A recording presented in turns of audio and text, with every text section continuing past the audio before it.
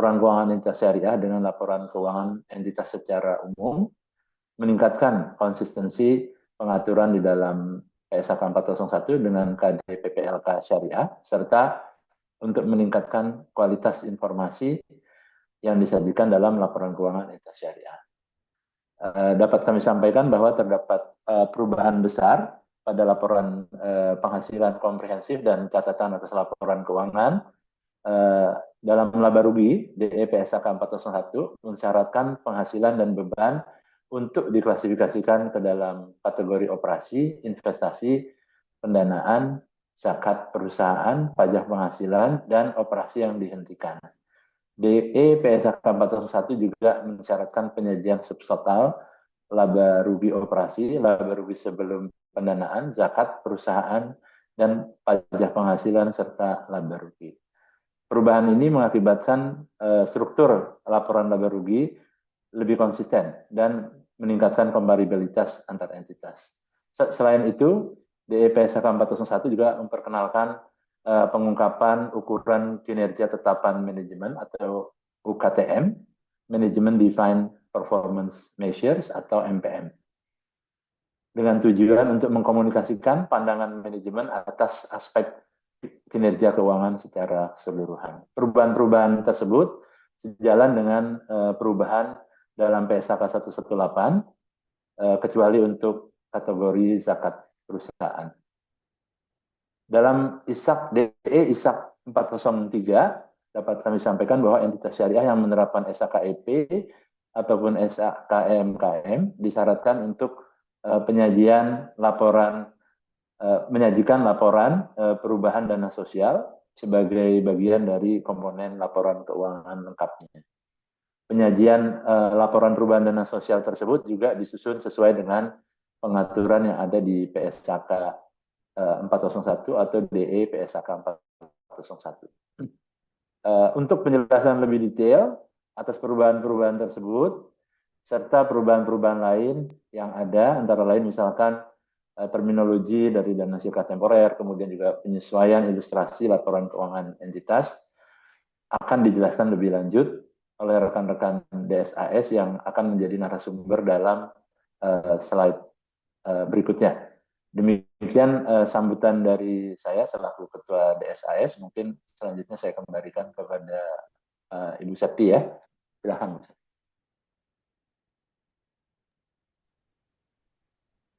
Terima kasih kepada Bapak Yasir atas sambutan yang diberikan. Kami mohon Bapak untuk tetap berada pada layar Zoom. Dan selanjutnya kita akan melakukan sesi foto bersama kepada Bapak Ahmad Zaki, Bapak Eko Wisnuwarsitosono, Bapak Yaku,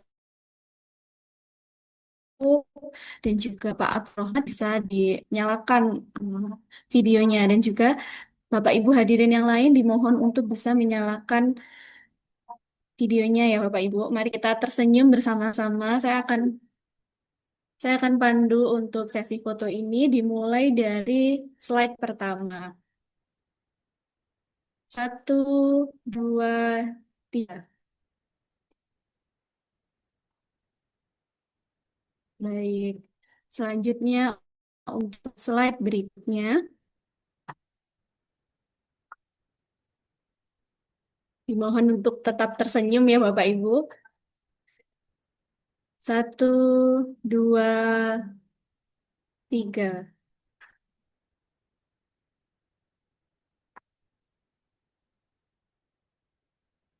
Kemudian masih ada 3 slide lagi. 1, 2, 3.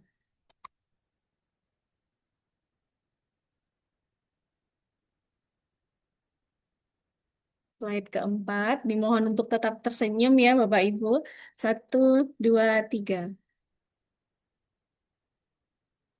Slide yang terakhir.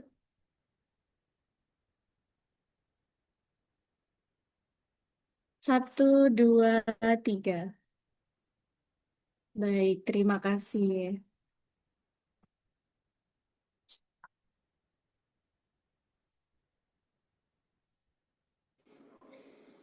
Terima kasih Bapak Ibu sudah berkenan untuk foto bersama. Sebelum kita mulai acara pada hari ini, izinkan saya untuk membacakan protokol yang akan diterapkan selama acara berlangsung. Bapak Ibu dimohon untuk selalu menonaktifkan mikrofon dan menyalakan video. Bapak Ibu yang ingin mengajukan pertanyaan silahkan menggunakan tombol Q&A. Acara ini direkam oleh Ikatan Akuntan Indonesia dan IAI dapat menayangkan pada media komunikasi IAI. Materi dan rekaman dapat diakses pada website IAI atau media komunikasi yang akan diinformasikan kemudian atau sesuai dengan ketentuan IAI.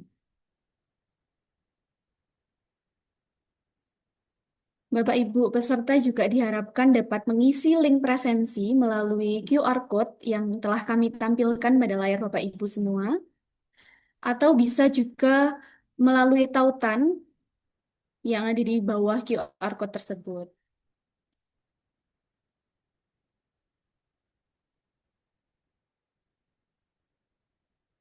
Baik, Bapak Ibu bisa mencoba untuk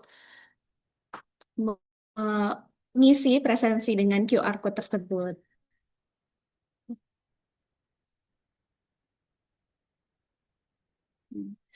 Baik, Bapak Ibu sekalian, bersama kita semua telah hadir para narasumber yang luar biasa pada kesempatan pagi hari ini, yaitu ada Bapak Ahmad Zaki, Bapak Eko Wisnu, dan juga Bapak Heri Setiadi, beserta Bapak Yakub sebagai moderator. Untuk acara selanjutnya kita akan masuk ke acara inti Bapak Ibu. Oleh karena itu, kepada Bapak Yakub, kami persilakan untuk memandu jalannya acara dengar pendapat publik hari ini. Terima kasih. Terima kasih, Mbak Seti. Assalamualaikum warahmatullahi wabarakatuh. Selamat pagi, Bapak dan Ibu. Alhamdulillah di pagi ini, tanggal 20 Agustus tahun 2025, kita bisa bertemu secara online, secara daring, dalam acara dengar pendapat publik draft exposure PSAK 401 dan ISAK 403, exposure draft DE PSAK 401 dan PSAK 403. Acara public hearing ini merupakan bagian dari proses prosedur dalam penyusunan standar akuntansi keuangan, di mana tujuan dari acara ini adalah untuk memperoleh tanggapan dari Bapak dan Ibu, sehingga nanti dari para narasumber dari DSA SIAI akan memaparkan poin-poin pengaturan di dalam draft exposure 401 dan 403, dan tujuannya adalah untuk memperoleh tanggapan secara langsung dari Bapak dan Ibu. DE PSAK 401 dan ISAK 403 disahkan oleh Dewan Standar Akuntansi Syariah IAI pada tanggal 23 Juli tahun 2025. Tanggapan atas DE ini serta tertulis sampai dengan tanggal 30 September tahun 2025, dan nanti ditargetkan finalisasi dari PSAK 401 revisi tahun 2025 dan ISAK 403 ini akan dilakukan di tahun 2025, akhir tahun 2025, atau di semester atau di kuartal terakhir tahun 2025, dan ditargetkan akan berlaku efektif di 1 Januari tahun 2027. Sehingga bagi entitas secara umum akan menerapkan revisi atau PSAK 118, dan untuk entitas syariah akan menerapkan revisi PSAK 401 di titik yang sama, yaitu di 1 Januari tahun 2027.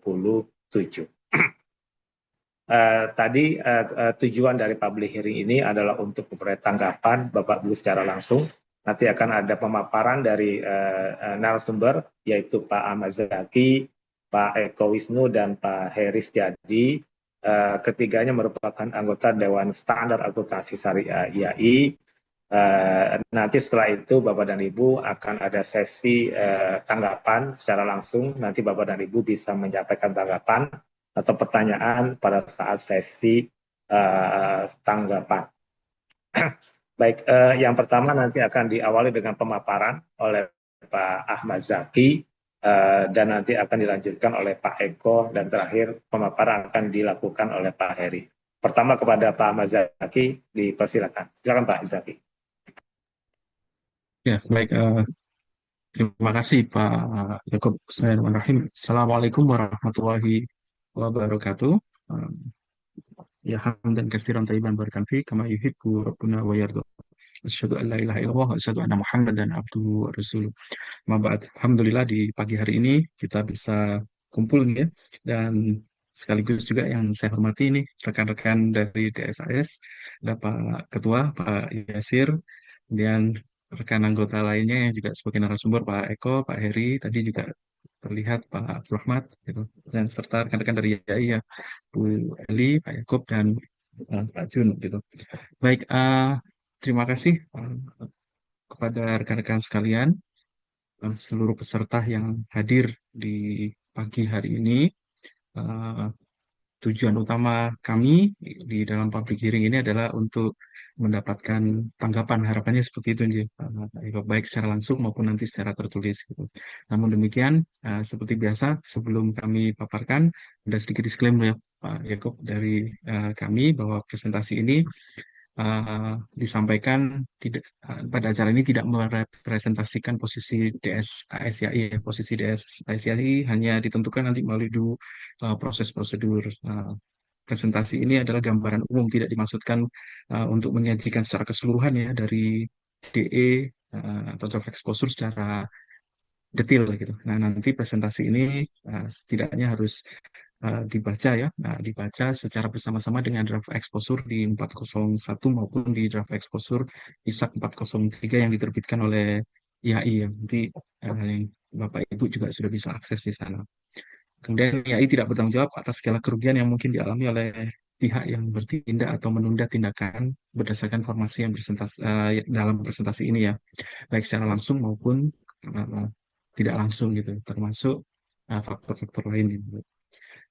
Ya, intinya Bapak Ibu nanti juga bisa akses ya draft exposure sekaligus memberikan tanggapan melalui link yang sudah tertera di layar maupun yang sudah di-share secara publik. Baik, next Pak Yakub.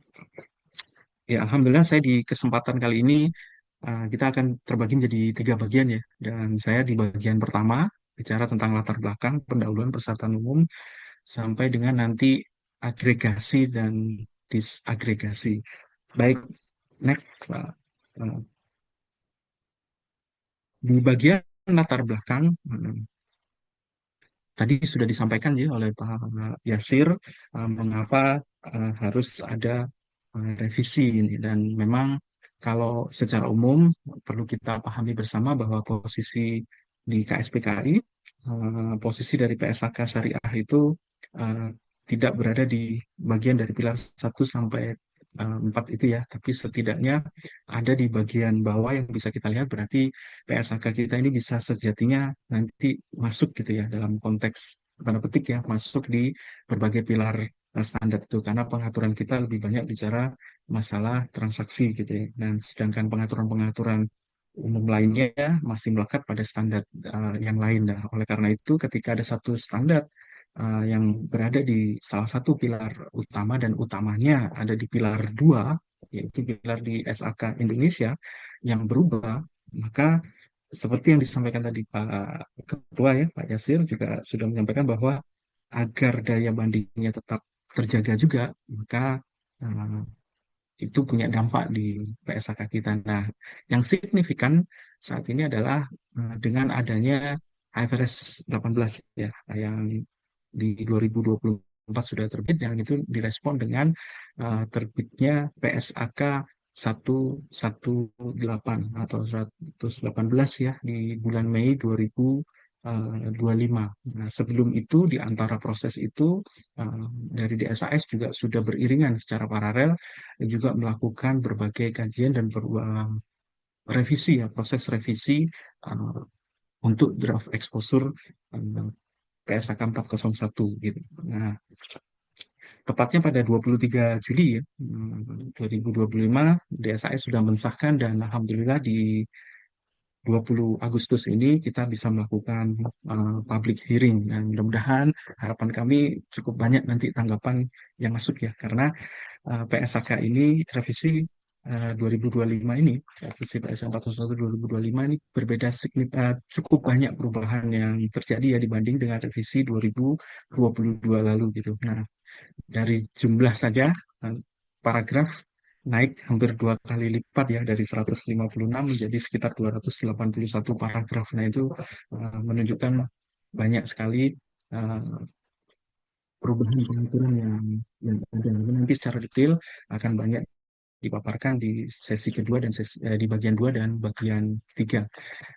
Oke, next gitu. Namun demikian, Bapak Ibu sekalian, ada yang menarik ya dari PSAK 401.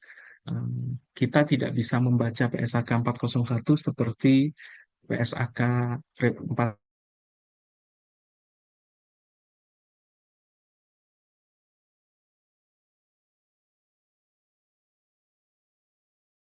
lain gitu, atau loncat ya, yang pengaturannya nanti didetailkan di paragraf lain, pengaturan didetailkan di paragraf lain itu. Seperti bagian saya hari ini gitu ya, meskipun di pendahuluan di awal, tapi nanti akan nabrak gitu ya di paragraf 170 sekian gitu ya, loncat ke paragraf 80 sekian gitu. Nah, itu memang pengaturannya akan seperti itu gitu, dan ini yang agak sedikit berbeda bagi Bapak Ibu sekalian nanti yang membaca di draft exposure kita. Nah, setidaknya ada beberapa perubahan yang signifikan. Nanti di slide berikutnya akan kita tunjukkan beberapa perubahan. Namun demikian, yang menarik, yang benar-benar signifikan berbeda itu ada di pertama di penyajian ya, di laporan kinerjanya, yaitu di laporan laba rugi komprehensifnya. Yang penyajiannya uh, berubah ya, kita menjadi 6 kategori. Dan ini sedikit berbeda dibanding di 118 yang 5 kategori ya, seperti itu. Dan kita ada perbedaannya di zakat gitu ya, di zakat perusahaan. Nah, nanti secara detail ada di bagian Pak Eko ya, di kedua gitu ya. Kemudian pengaturan yang detail sekali dan uh, komplit ya, dan masuk ke beberapa paragraf, termasuk nanti di penyajian uh, laporan posisi keuangan dan laporan kinerja. Nanti ada, yaitu berkaitan dengan agregasi dan disagregasi, yang mana kalau di PSAK yang lama ini malah gabung dalam satu sub, yaitu materialitas dan penggabungan itu ya, yang hanya sekitar 1 sampai 3 paragraf itu, tapi ini nanti diatur menjadi sangat banyak sekali gitu ya, dan itu cukup detail dan signifikan. Kemudian yang perubahan signifikan lagi adalah di CLK-nya ya, di pengungkapan ukuran kinerja tetapan manajemen yang ini uh, relate ya dengan revisi di relate dengan PSAK 118 gitu. Baik, next mungkin. Ya, nah ini yang menjadi beberapa perbedaan signifikan ya. Pertama terkait ruang lingkup. Nah, di ruang lingkup kita di PSAK yang lama itu secara tidak, tapi kalau lampiran masuk ya, berarti secara langsung juga mengatur yang sektor laba maupun non laba gitu. Nah, sedangkan di PSAK yang baru revisi 2025 ini, di DE 401 revisi 2025, itu lebih pada uh, untuk entitas yang berorientasi laba. Nah, kemudian yang kedua juga berkaitan dengan uh, entitas yang menggunakan SAK-nya, dasarnya adalah, acuannya adalah SAK Indonesia. Nah, ini menjadi uh, relatif signifikan ya, termasuk signifikan perubahannya, karena dengan sendirinya akan memisahkan bagian dari PSAK kita yang lama ya, yang di 2022, revisi 2022, itu beberapa laporan atau ilustrasi laporan otomatis akan bergeser gitu ya, bergeser, tidak lagi menjadi bagian dari lingkup PSAK ini, tapi nanti ada penjelasan lebih lanjut ya terkait bagaimana dampaknya ke entitas yang non laba, termasuk juga bagaimana dengan entitas yang tidak menggunakan SAK Indonesia, misalkan seperti yang menggunakan SAK entitas privat ya, SAK Indonesia entitas privat, maupun yang EMKM.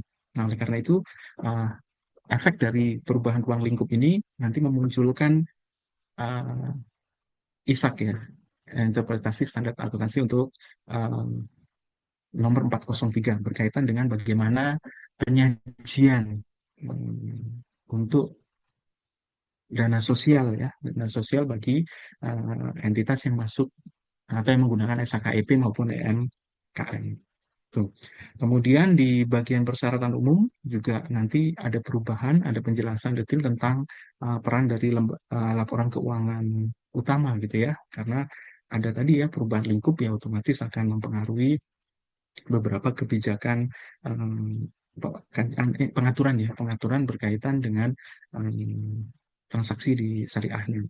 Kemudian perubahan signifikan juga ada di persyaratan agregasi dan disagregasi gitu ya. Nah, ini setidaknya akan semakin mengurangi gitu ya atau mempersempit celah pengakuan atau penyajian pada akun lain-lain ya, karena pengaturannya sudah cukup detail, nanti akan kita coba diskusikan lebih lanjut. Kemudian penyajian laba rugi, nah ini menjadi cukup signifikan, bukan cukup ya, signifikan ya perubahannya yang dengan memunculkan 6 kategori tadi gitu. Kemudian di laporan perubahan, kalau dulu di aspek sosial dari entitas syariah, pelaporan untuk aspek sosialnya ada 2 laporan ya, sumber dan penyaluran dana zakat. Kemudian yang kedua adalah sumber dan penggunaan dana kebajikan. Nah, di draft exposure yang baru ini akan disimplifikasi gitu ya, disederhanakan tanpa mengurangi substansi isinya, sehingga menjadi meskipun di tanda kutip dipres menjadi satu laporan ya, nah, tapi kedua informasi substantif itu masih tetap dijaga. Nah, sehingga nanti ada perubahan istilah, tapi di dalam komponen penyajiannya secara detail nanti diulas di bagian kedua dan ketiga ya. Nah, tapi setidaknya tidak merubah substansinya, tapi format memang berubah dan ada simplifikasi menjadi satu laporan saja. Ini otomatis akan merubah komponen laporan keuangan lengkap gitu ya. Nah, otomatis juga terjadi perubahan di situ. Kemudian di CALK juga ada perubahan signifikan ya. Nah, ini yaitu adanya pengungkapan UKTM. Ya, nanti secara detail akan dikaji atau dibahas, dipaparkan oleh rekan saya Pak Heri ya di bagian ketiga.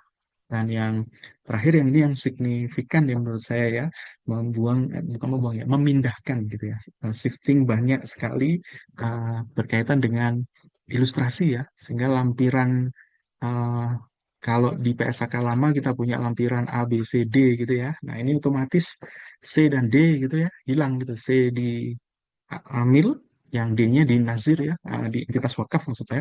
Nah, itu otomatis akan hilang. Nah, bagaimana dengan B-nya di asuransi? Nah, ini juga menarik nanti kaitannya dengan mungkin bagian Pak Heri ini nanti.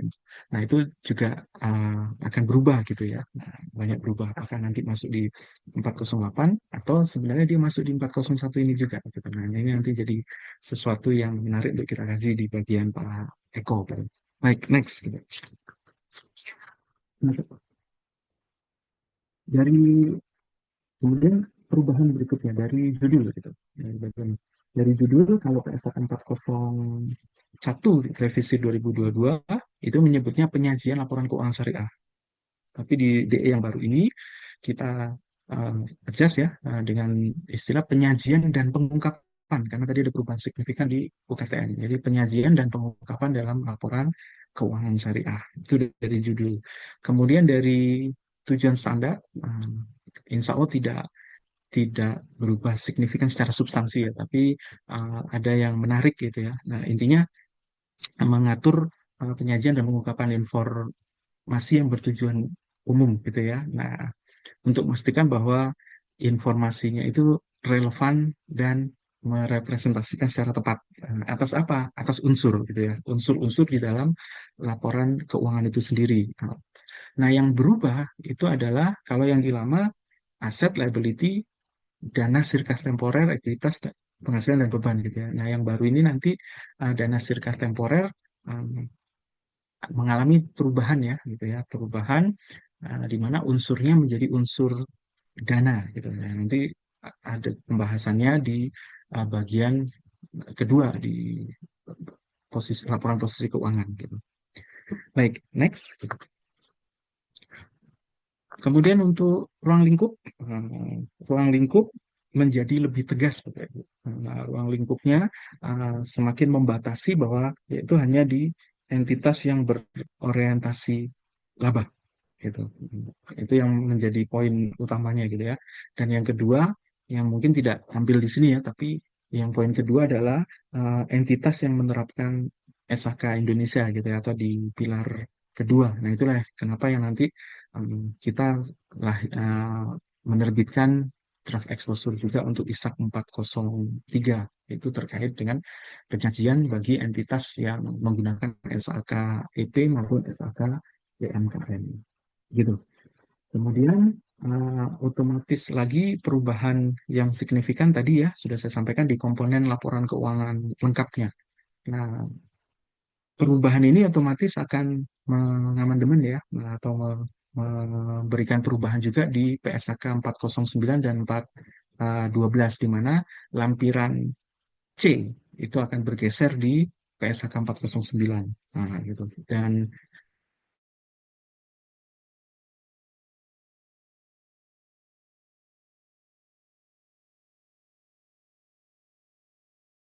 satu dua akuntansi wakaf, karena balik lagi ya, lingkup kita hanya untuk yang entitas orientasinya laba, sedangkan dua entitas ini tidak termasuk di dalam ruang lingkup ini. Baik, itu.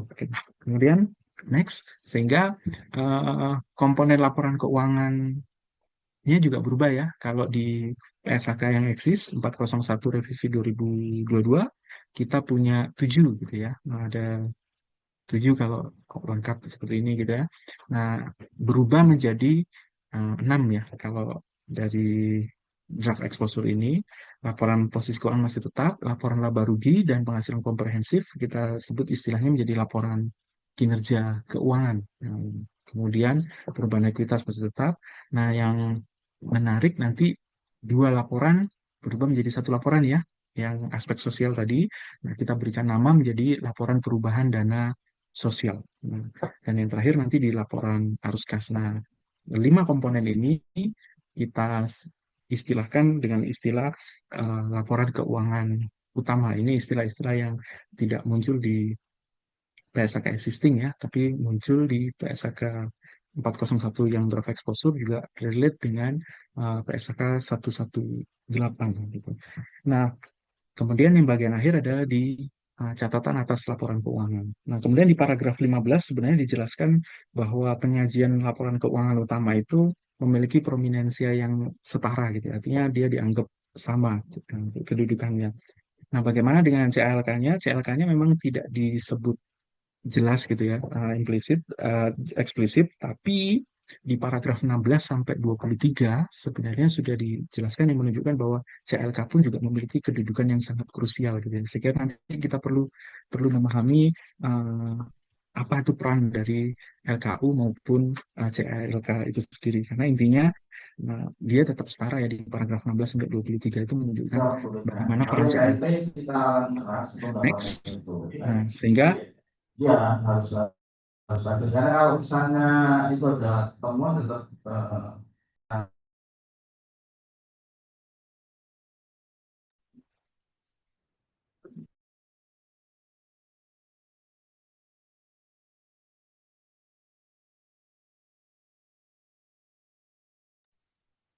Pak Zaki bisa bagaimana dilanjutkan. peran, ya, siap.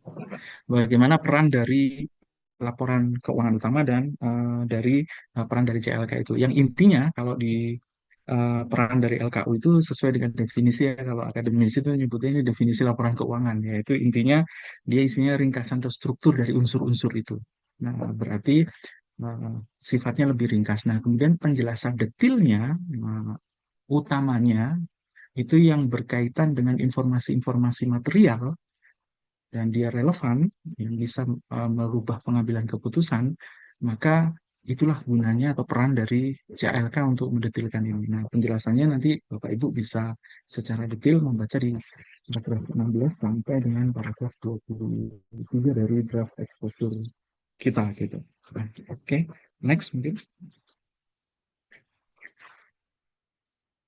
Kemudian persyaratan umum lain ini standar ya, seperti biasa kita masih menggunakan penyajian secara wajar gitu ya. Nah, karena kita akuntansi gitu ya, masih masih prinsip yang dipakai adalah penyajiannya secara eh, wajar. Dan di draft exposure ini juga entitas syariah itu diharapkan membuat pernyataan gitu ya.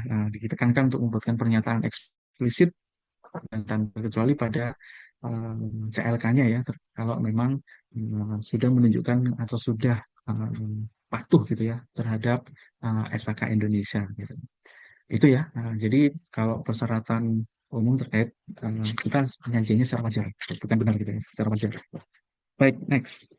Nah, bagaimana dengan persyaratan umum lainnya berkaitan dengan entitas syariah itu harus menerapkan PSAK dan ISAK gitu ya, terkait dengan transaksi-transaksi syariahnya.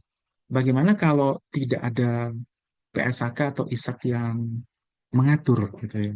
Maka sudah dijelaskan di paragraf 37 dan 38 ya di draft exposure itu. Intinya kalau tidak ada yang spesifik, nanti uh, bisa gitu ya. Entitas itu bisa mengembangkan kebijakan akuntansi yang relevan dan andal. Nah, kuncinya di situ relevan dan andal. Di paragraf 38 itu dijelaskan relevan itu ya intinya dia bisa mampu mempengaruhi keputusan ya. Kemudian kalau andal itu berkaitan dengan penyajian jujur. Kemudian yang menarik substansi dari transaksi itu juga harus disandingkan dengan bentuknya gitu ya. Substance and form gitu ya. Itu menjadi penting, kemudian netral, dan ada pertimbangan sehat serta aspek kelengkapan gitu. Nah, seperti itu ya, itu terkait. Intinya dia harus pakai PSAK dan ISAK. Kalau tidak ada, boleh nyusun kebijakan akuntansi, tapi harus relevan dan andal gitu ya. Nah, next gimana?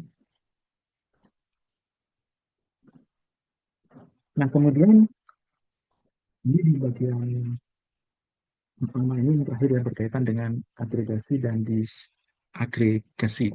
Nah, intinya secara prinsip entitas itu mengklasifikasikan unsur-unsur aset sampai dengan beban atau arus kas dalam unsur eh, berdasarkan kesamaan karakteristiknya. Diagregasikan berdasarkan kesamaan karakteristik, kemudian didesagregasikan itu berdasarkan karakteristik yang tidak sama. Jadi balik lagi di poin pertama.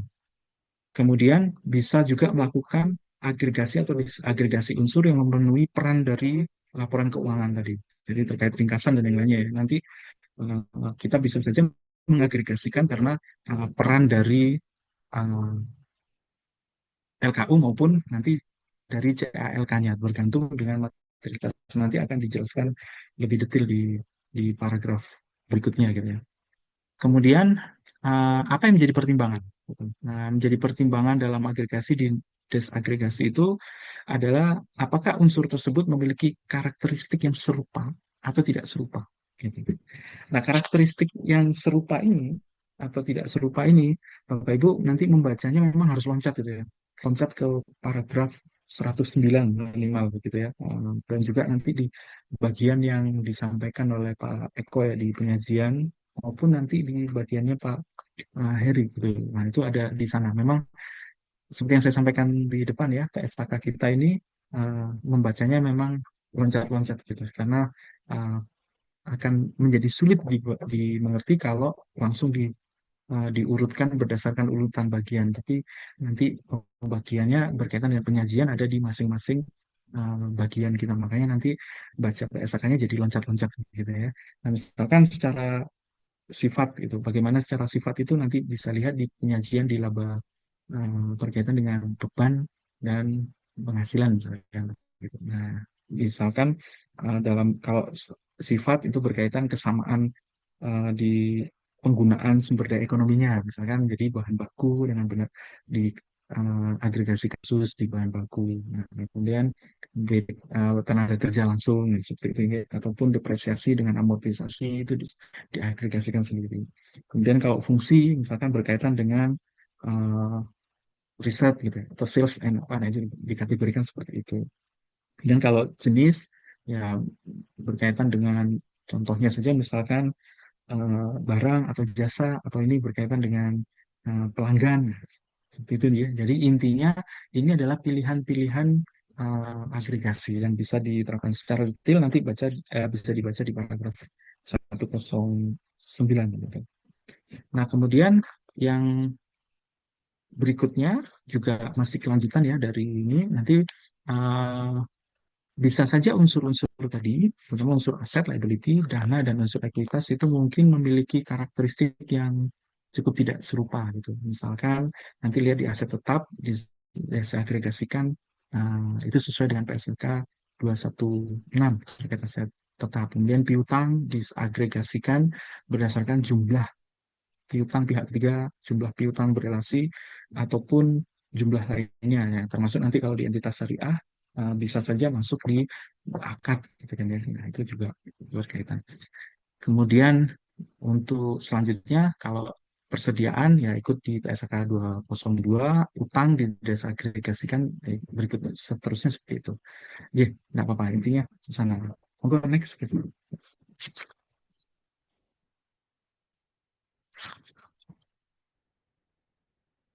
Kalau tadi kaitan eh, laporan posisi keuangan ya. Nah, sedangkan kalau di penghasilan dan beban, nah, itu kan uh, memiliki karakteristik yang tidak serupa ya, sehingga juga perlu disagregasikan. Misalkan di antara penurunan persediaan dengan pembalikan atas penurunan tersebut, itu juga perlu.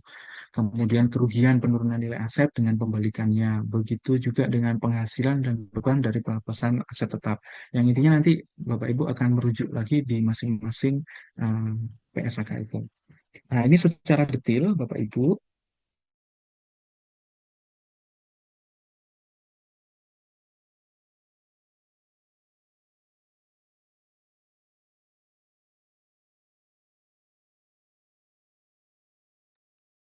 pengungkapan. Gitu.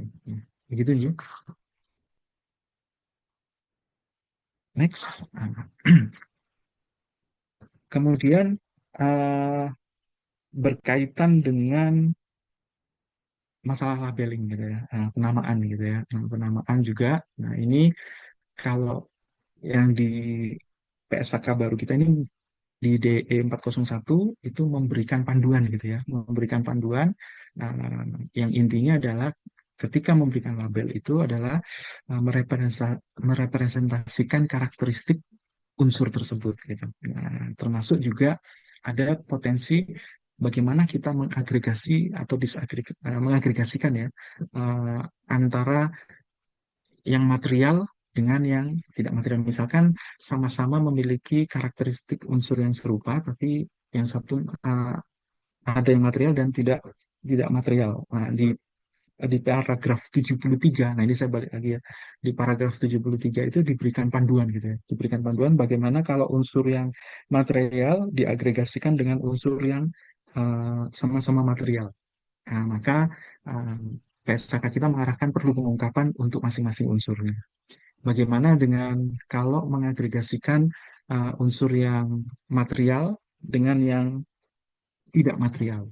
Nah, ini tidak ada kewajiban saya tidak ada kewajiban untuk tidak ada keharusan untuk mengungkapkan, tapi menjadi harus jika jadi ada triggernya ya, ada triggernya kalau informasi yang tidak material tadi itu bisa apa ya, saya lupa istilahnya, tapi intinya bisa mengaburkan informasi gitu ya dari eh, informasi dari yang material tadi, unsur yang material. Nah, kemudian bagaimana kalau yang tidak material diagregasikan dengan yang tidak material gitu ya. Nah, maka ya tidak disyaratkan adanya pengungkapan gitu. Kecuali ada kondisi nanti di paragraf 75B gitu ya. Nah, itu ada kondisi-kondisi yang memang mengharuskan dia tetap diungkapkan. Nah, bagaimana dengan labelingnya? Di labelingnya di paragraf 75A itu kalau memang prinsipnya adalah begini, kalau sama-sama ini berkaitan dengan label ya. Misalkan sudah mentok ya tidak ada kesamaan unsur sama sekali ketika diagregasi, maka kita bisa menggunakan lainnya. Nah, itu di paragraf 75 dijelaskan seperti itu. Oke, ya. Ini ya, jadi bisa menggunakan istilah lainnya tadi. Kalau memang tidak menemukan atau tidak dapat menemukan label yang lebih informatif. Tapi ini menjadi semakin sempit ya, karena sudah cukup detail gitu, mana-mana yang proses labelingnya. Sehingga harapannya tidak apa-apa sekarang masuk ke lain-lain, apa masuk ke lain-lain gitu ya.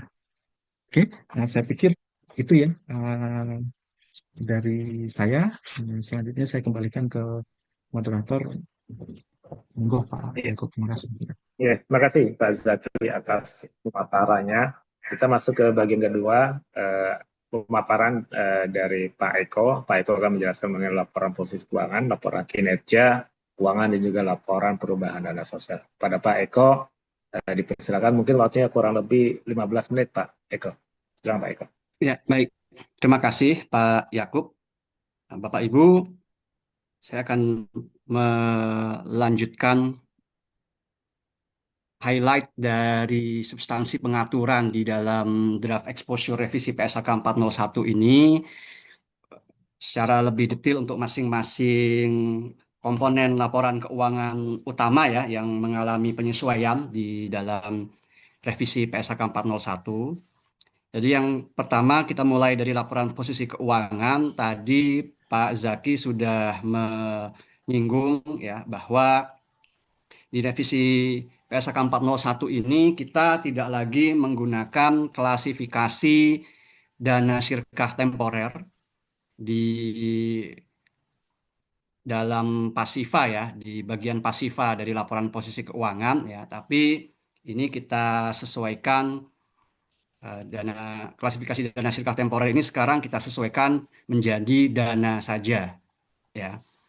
Nah, ini nanti akan berdampak pada penyesuaian dari pengertian dana sirkah temporer menjadi dana di KDP 2 LKS ya. Yang mana next slide ya. Pengertian dari unsur dana ini adalah dia untuk menampung dampak dari transaksi ya, atau yang berasal dari aktivitas pengumpulan dan pengelolaan aset yang dilakukan oleh entitas syariah dengan menggunakan akad mudharabah, musyarakah, dan wakalah. Jadi di sini kita mencoba membuat klasifikasi dana ini menjadi lebih umum ya, karena kami di DSAS banyak menerima masukan bahwa terminologi dana sirkah temporer itu sebenarnya agak sempit ya karena hanya merepresentasikan akad musyarakah gitu. Jadi supaya lebih luas dia bisa mencakup juga ya, bisa merepresentasikan juga akad mudharabah dan wakalah ya. Nah, maka di sini kita sesuaikan menjadi dana ya. Namun penyesuaian ini tidak membatasi entitas syariah yang spesifik untuk menyesuaikan dengan karakteristiknya ya. Jadi walaupun di sisi pasifanya itu klasifikasi paling tingginya itu adalah dana, tapi detailnya ini deskripsi lebih detailnya ini bisa disesuaikan, tetap bisa disesuaikan dengan karakteristik dari masing-masing entitas syariah. Jadi deskripsi dana sirkah temporer itu tetap bisa digunakan misalnya kalau entitasnya itu merupakan bank syariah. Jadi dana di bank syariah ini tetap bisa dideskripsikan sebagai dana sirkah temporer. Tapi kalau di asuransi syariah, dana ini tidak lagi disebut sebagai dana sirkah temporer ya. Tapi kalau asuransi syariah, dana ini ya klasifikasi dana ini bisa langsung didetilkan menjadi dana tabaru atau dana tanahud ya. Jadi detail dari klasifikasi dana ini nantinya tetap bisa disesuaikan dengan karakteristik masing-masing syariah ya. Jadi contohnya kalau dana di bank syariah itu ya bisa tetap dana sedekah temporer, tapi kalau dana di asuransi syariah dia menjadi dana tabaru dan dana tanahud misalnya. Next slide. Oke. Selain itu di revisi PSAK 401 ini kita juga melakukan penyesuaian terkait kriteria ya, atau kondisi yang berhubungan dengan penangguhan pelunasan liabilitas jangka pendek setidaknya selama 12 bulan ke depan ya. Jadi kalau sebelumnya itu liabilitas jangka panjang yang sebenarnya akan jatuh tempo di dalam waktu 12 bulan ke depan itu bisa tetap diklasifikasikan sebagai liabilitas jangka panjang kalau entitas syariah memperkirakan dan memiliki diskresi untuk melakukan perpanjangan setelah periode pelaporan begitu. Nah, ini kita sesuaikan menjadi hak entitas syariah untuk menangguhkan pelunasan harus memiliki substansi dan harus ada pada akhir periode pelaporan. Jadi dia ditarik lebih awal ya, tidak boleh lagi setelah periode pelaporan, tapi dia harus ada selambat-lambatnya pada akhir periode pelaporan. Dan hak ini juga mempertimbangkan juga pemenuhan terhadap covenant ya dari pengaturan pinjaman jangka panjangnya ya. Next slide. Nah, jadi di sini kalau entitas syariahnya misalnya melanggar covenant ya dan sampai dengan akhir ya, pada saat atau sebelum akhir periode pelaporan itu pelanggaran covenant-nya tadi itu belum mendapat waiver dari kreditornya, maka ini mau tidak mau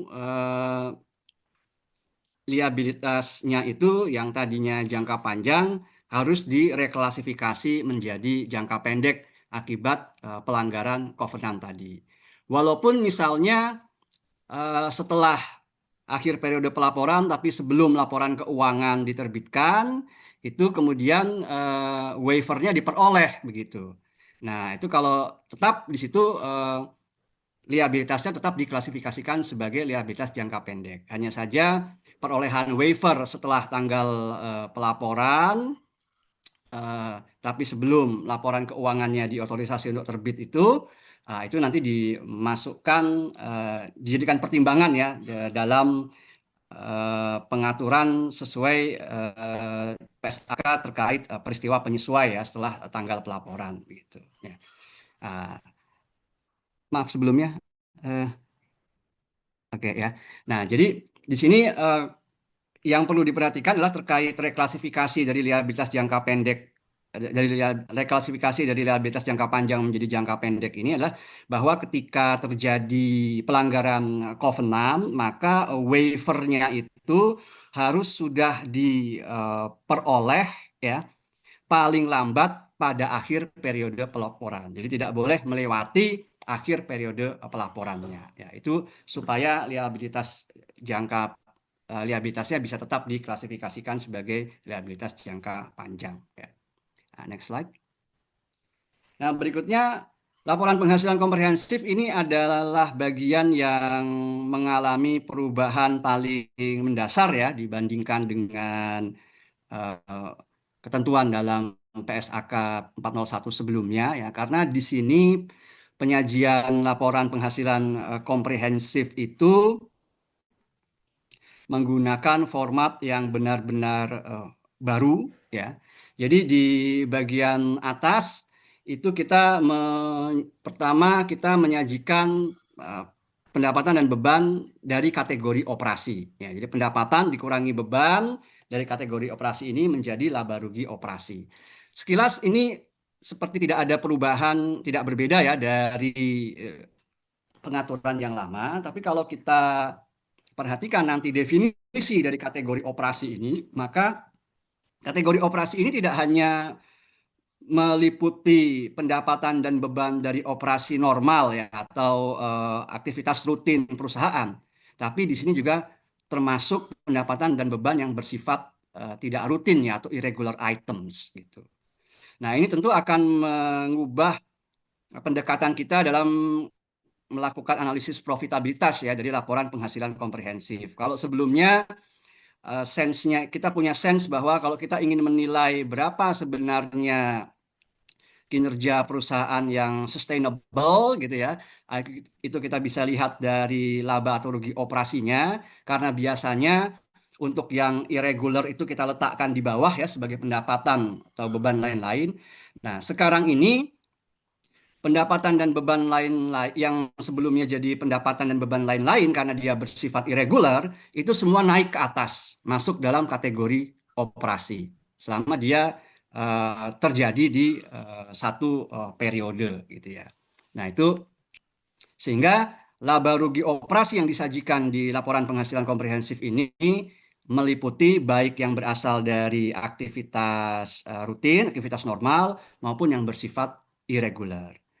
Nah, oleh karena di sini ada perbedaan, maka PSAK ini juga menambahkan ketentuan mengenai UKTM ya, atau ukuran kinerja tetapan manajemen yang nanti akan dijelaskan Pak Heri ya, untuk membantu pembaca laporan keuangan dalam melakukan analisis ya terhadap kinerja keuangan dari suatu entitas ya. Jadi tidak hanya dari membaca laporan penghasilan komprehensifnya.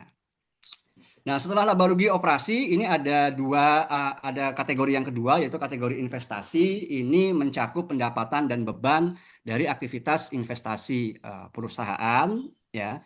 Nah, laba rugi operasi ditambah dan dikurangi pendapatan dan beban dari kategori investasi ini menjadi laba rugi sebelum pendanaan, zakat perusahaan, dan pajak penghasilan.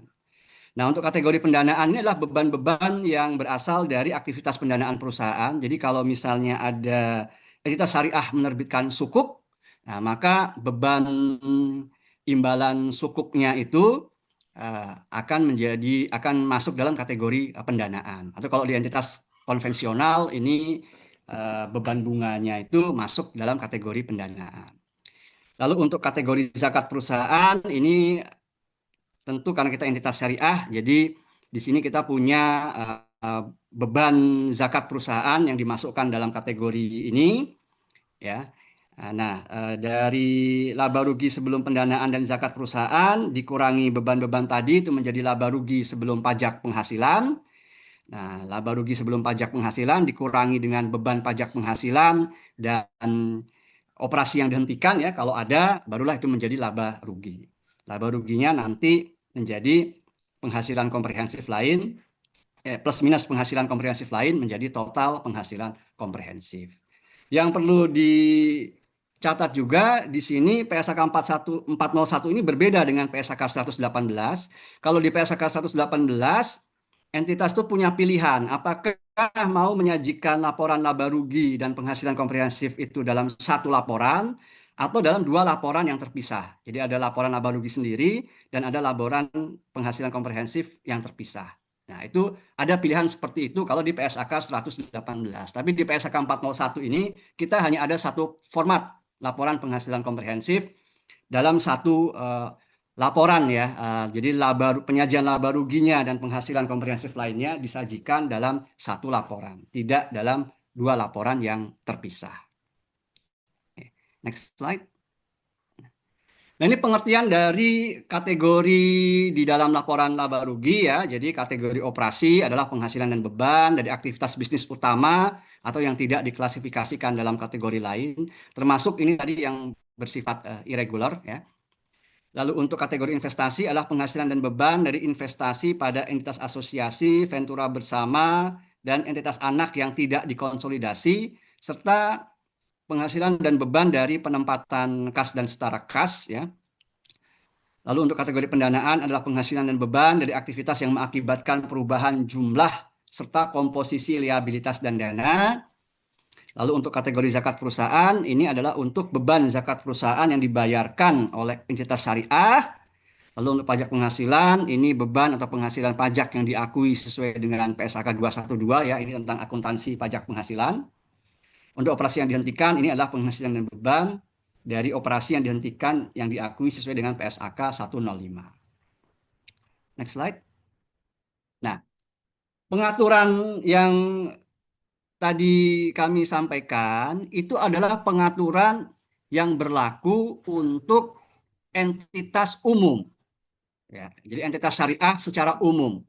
Ya, jadi tidak spesifik berlaku untuk bank syariah gitu ya. Jadi kalau misalnya ada entitas syariah yang bidang usahanya manufaktur atau jasa atau perdagangan gitu yang umum, nah itu tadi merujuk laporan laba ruginya itu tadi pengaturannya merujuk ke yang tadi baru kami sampaikan gitu ya.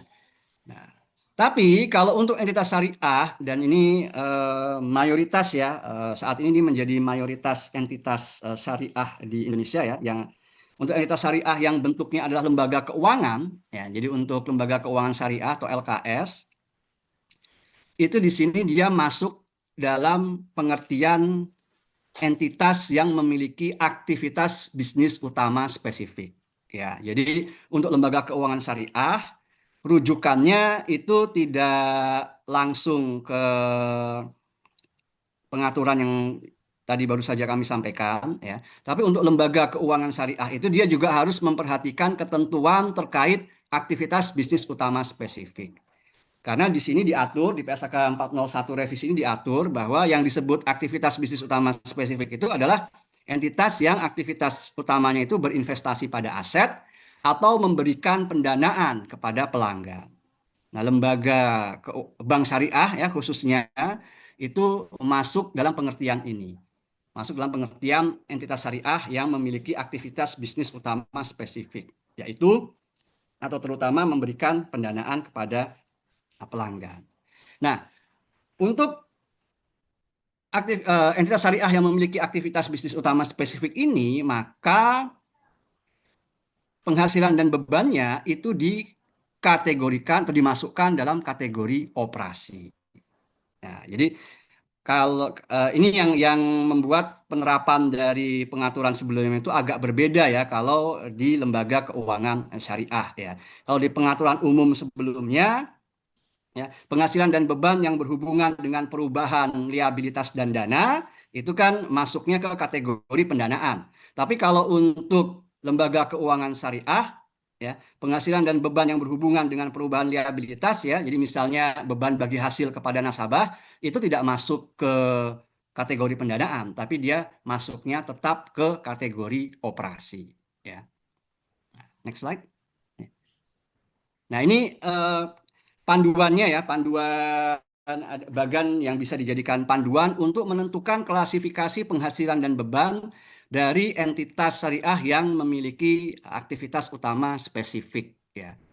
Jadi kalau dia itu aktivitas utamanya berinvestasi pada aset ya, misalnya ini kita lihat, maka penghasilan dari investasi pada entitas asosiasi, ventura bersama dan entitas anak yang tidak dikonsolidasikan, ini kita lihat apakah dia dicatat menggunakan metode ekuitas atau tidak gitu.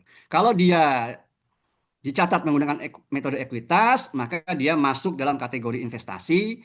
Tapi kalau tidak, ya, maka dia diklasifikasikan sebagai operasi.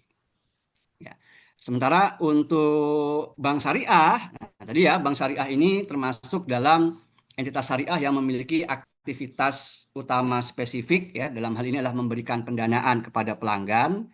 Nah, maka di sini kita lihat untuk bank syariah, penghasilan dan beban yang terkait dengan penyediaan pendanaan kepada pelanggan itu diklasifikasikan dalam kategori operasi, bukan kategori pendanaan. Ya.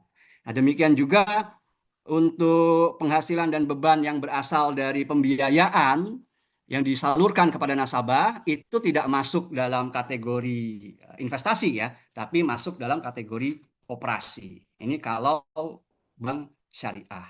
Tapi kalau entitas umum, ketika dia melakukan investasi, beli sukuk misalnya, nah itu imbal hasil yang dia terima dari sukuk, investasinya pada sukuk, itu masuknya ke kategori investasi.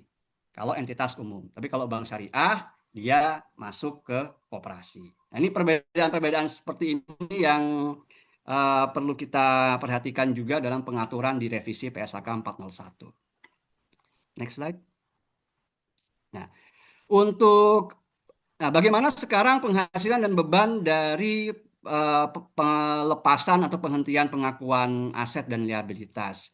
Nah, ini kategorinya juga mengikuti asetnya. Ya, jadi kalau misalnya yang dilepas itu adalah aset tetap, maka keuntungan atau kerugiannya masuk dalam kategori operasi, gitu ya.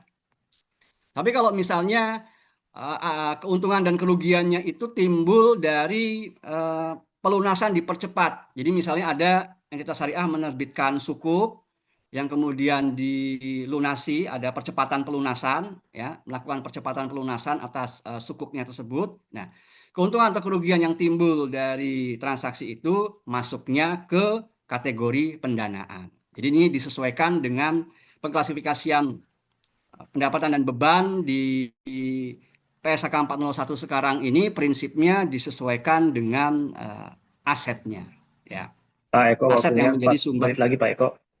Baik, ya. Jadi di prinsipnya untuk pengkategorian pendapatan dan beban ini diklasifikasikan sesuai dengan aset yang menjadi sumber dari pendapatan dan beban tersebut. Next slide. Ya. Nah, untuk selisih kurs juga sama. Ini kategorinya apakah dia masuk ke selisih kursnya itu ya, laba rugi selisih kursnya itu masuknya ke operasi atau ke pendanaan atau ke investasi. Ini juga bergantung dari aset atau liabilitas yang menimbulkan selisih kurs tersebut ya. Jadi kalau selisih kursnya itu timbul dari aset operasi, ya maka dia masuk ke kategori operasi. Tapi kalau misalnya timbul dari pelunasan liabilitas, maka selisih kursnya masuk ke pendanaan. Ini ketentuan umumnya ya. Tapi kalau sulit untuk mengidentifikasi, maka selisih kursnya tadi itu di defaultnya masuk ke operasi. Next slide. Nah, untuk ya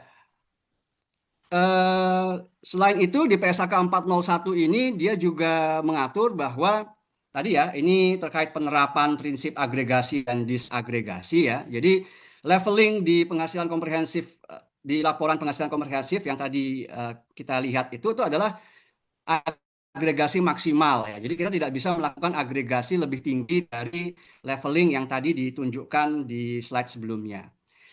Di sini malah PSAK 401 mengatur bahwa kalau kita memiliki pendapatan murobahah, pendapatan istisna, pendapatan mudorobah, ini kita harus menerapkan disagregasi di sini.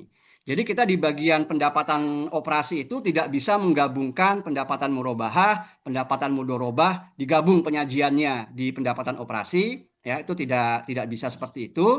Tapi kita harus melakukan disagregasi. Jadi pendapatan murobahah itu harus disajikan terpisah dari pendapatan mudorobah. Ya, misalnya seperti itu. Next slide. Nah ini tadi ilustrasinya ya, nanti Bapak Ibu bisa lihat.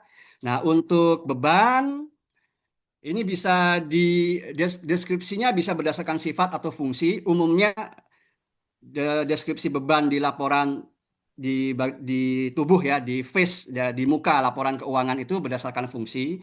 Tapi kalau kita menyajikan beban berdasarkan fungsinya di muka laporan keuangan, maka di CALK kita harus juga mengungkapkan deskripsi beban berdasarkan sifatnya. Nah, jadi ada beban depresiasi, beban amortisasi, beban imbalan kerja contohnya.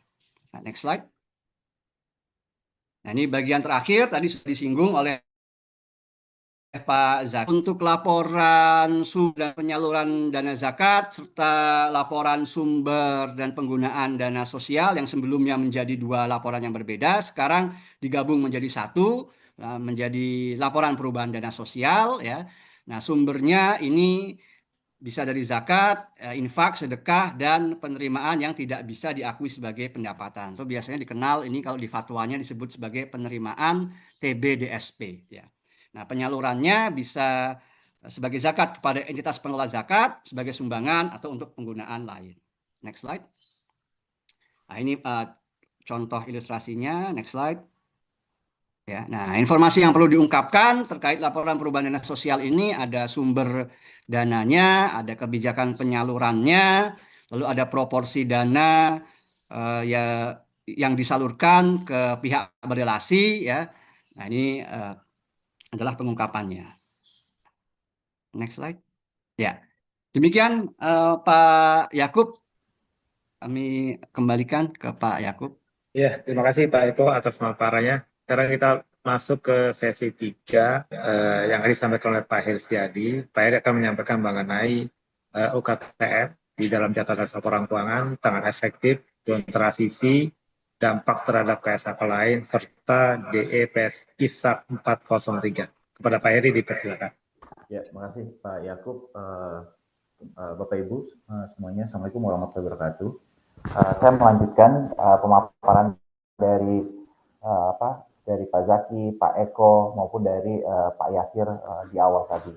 Jadi kalau dari Pak Zaki dan Pak Eko memaparkan tentang bagaimana komponen laporan keuangan seperti apa, kemudian penyajian dalam laporan keuangan itu bagaimana. Nah, bagian saya pada kesempatan ini adalah memaparkan beberapa hal terkait dengan pengungkapan.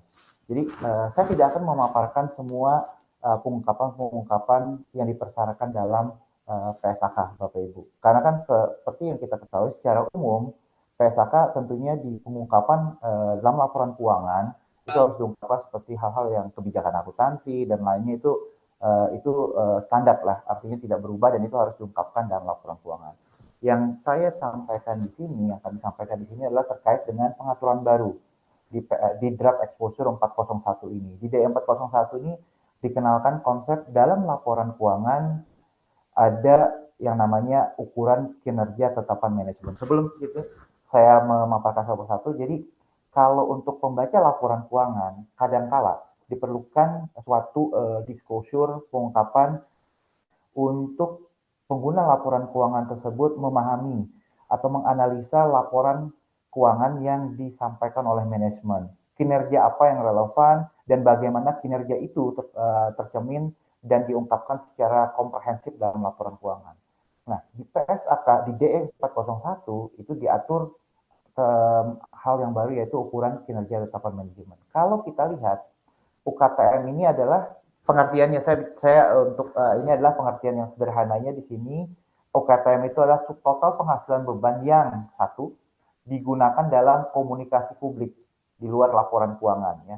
Kemudian saya jelaskan laporan keuangan seperti apa, komunikasi yang seperti apa yang dimaksud ini. Kemudian digunakan tujuannya adalah untuk mengomunikasikan manajemen, pandangan manajemen. Jadi pandangan manajemen mengenai aspek kinerja keuangan secara keseluruhan kepada pengguna laporan keuangan.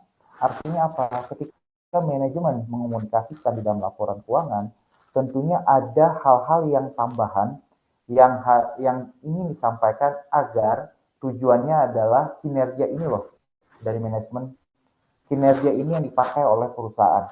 Mungkin ukuran kinerja ini berbeda. Sekali lagi, Bapak Ibu, mungkin berbeda dengan entitas yang lainnya. Makanya harus dikomunikasikan. Karena prinsip terakhirnya adalah tidak tercantum dalam paragraf 243 atau disyaratkan secara spesifik oleh SAK Indonesia. Jadi artinya ini tidak ada yang harus tidak wajib. Artinya kalau wajib kan sudah pasti itu berlaku sama. Sekarang sesuatu yang berbeda itu harus dijelaskan. Nah, inilah yang diatur di DE 401. Seperti yang saya bilang tadi bahwa entitas syariah mungkin tidak memiliki, bisa jadi entitas syariah tidak memiliki UKTM yang berbeda. Contohnya adalah mereka tidak mempunyai UKTM ketika yang disajikan itu adalah semua yang dipersyaratkan berdasarkan standar. Ya, sekali lagi saya ulang, dalam prakteknya bisa jadi ya entitas syariah mungkin tidak memiliki satu atau lebih dari satu ukuran kinerja tetapan manajemen. Sebagai contoh misalnya entitas yang tidak memiliki ukuran kinerja tetapan manajemen, misalnya entitas tersebut mengomunikasikan kinerja keuangan secara publik atau pengguna laporan keuangan hanya menggunakan total atau subtotal yang disyaratkan untuk disajikan atau diungkapkan oleh SAK Indonesia. Jadi benar-benar istilahnya tidak ada hal lainnya. Nah, itu berarti bisa dikatakan bahwa entitas syariah tersebut tidak mempunyai UKTM. Kemudian tadi disebutkan, Bapak Ibu mungkin lihat UKTM itu yang mana contohnya. Nah, di sini disajikan UKTM yang bukan merupakan UKTM, laba rugi. Tadi di penyajian dijelaskan ada laba rugi bruto atau subtotal serupa. Kemudian laba rugi operasi sebelum depresiasi, laba rugi operasi penghasilan dan lain sebelumnya. Kalau ditanya balik lagi, apakah rasio keuangan itu merupakan UKTM apa tidak? Sekali lagi, rasio keuangan itu bukan UKTM. Kemudian ukuran likuiditas atau arus kas itu juga bukan UKTM. Apalagi kalau misalnya ukuran kinerja non keuangan. Jadi sama sekali kalau ukuran kinerja non keuangan itu bukan UKTM.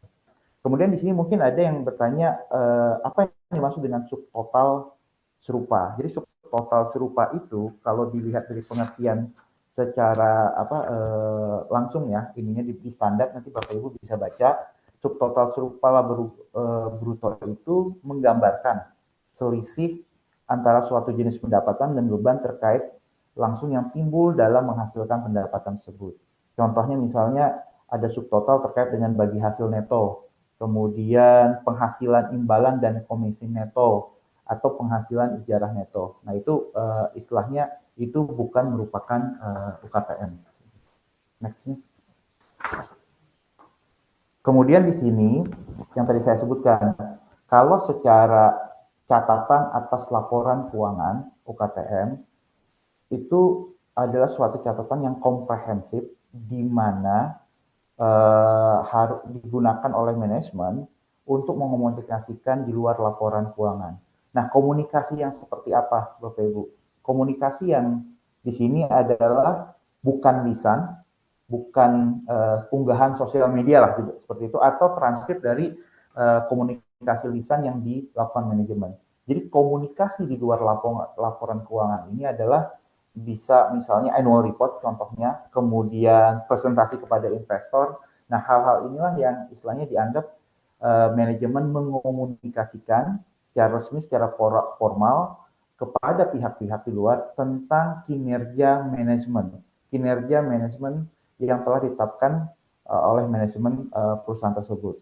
Kemudian kalau dilihat di bawahnya, entitas syariah diperkenankan. Mungkin kalimat di situ membantah anggapan tersebut dan menegaskan suatu subtotal tidak mengomunikasikan pandangan manajemen mengenai aspek kinerja keuangan entitas syariah secara keseluruhan, namun hanya entitas syariah memiliki informasi wajar dan terdukung yang tersedia dan menunjukkan dasar penegasan tersebut. Artinya apa? Jadi Bapak Ibu, ketika manajemen mengatakan bahwa yang ada sekarang subtotal yang tercantum yang disyaratkan oleh SHK Indonesia itu tidak mencerminkan kinerja. Karena apa? Di dalam hal tersebut terkandung misalnya ada item-item yang tidak berulang, non-recurring items misalnya. Kemudian ada hal-hal yang tadi one off ya, hal yang khusus, extraordinary. Nah itu tidak mencerminkan kinerja manajemen tahun yang bersangkutan. Jadi hal tersebut diutarakan oleh manajemen, tentunya nanti ada di halaman berikut ada contoh Bapak Ibu untuk lebih jelas, dan dilabelkan. Jadi ada pelabelan yang jelas. Kemudian mungkin belumnya lagi.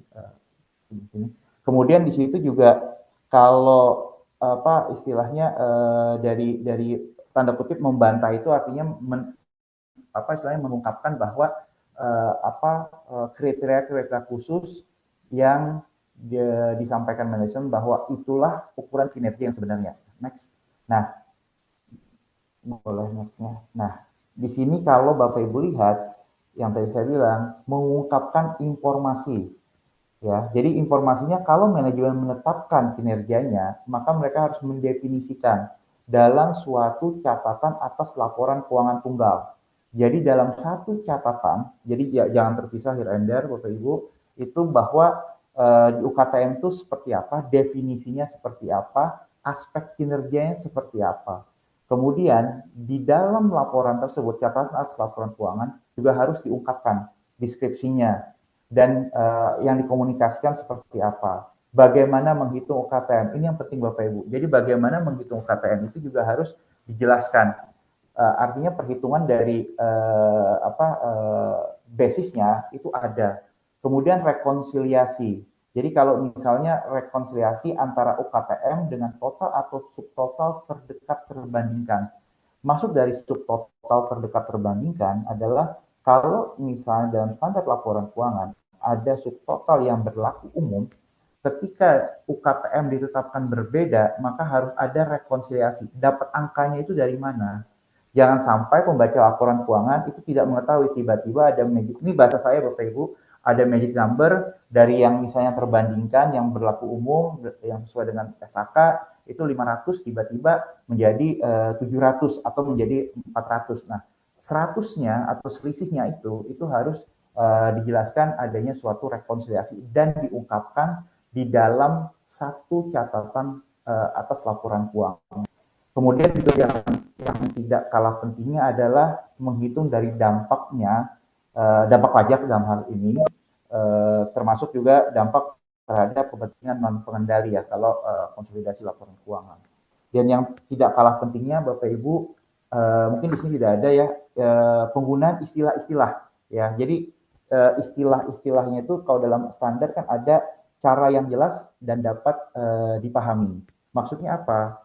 Artinya cara menghitungnya itu jelas dan istilahnya itu dapat dipahami, termasuk juga fakta-fakta yang ada, fakta-fakta yang harus diungkapkan di dalam catatan tersebut. Nah, mungkin untuk lebih jelasnya ke halaman berikutnya. Jadi, next ya. Nah, Bapak Ibu kalau dilihat, ya di sini. Kalau dilihat, sengaja itu ada SAK Indonesia, artinya itu subtotal atau jumlah ininya penghasilan dan beban yang sesuai dengan standar akuntansi keuangan. Kemudian manajemen menyatakan bahwa ukuran kinerja tetapan manajemen UKTM untuk entitas saya ini adalah setelah diadakan atau setelah adanya unsur penyesuaian atau dilakukan penyesuaian secara sederhananya. Nah, di dalam catatan atas laporan keuangan tidak hanya, sekali lagi, tidak hanya berupa seperti ini nih, tabel seperti ini, tapi juga harus disesuaikan, ditambahkan penjelasan. Kenapa manajemen mengatakan bahwa kerugian penurunan nilai, penurunan nilai itu tidak masuk. Kenapa beban restrukturisasi tidak masuk? Kenapa beban pelepasan aset tetap itu tidak masuk? Nah, di situ juga kenapanya juga di fakta terdukung ya, yang mendukung misalnya itu hanya one off. Misalnya pelepasan aset tetap itu tidak atau bukan merupakan aktivitas recurring.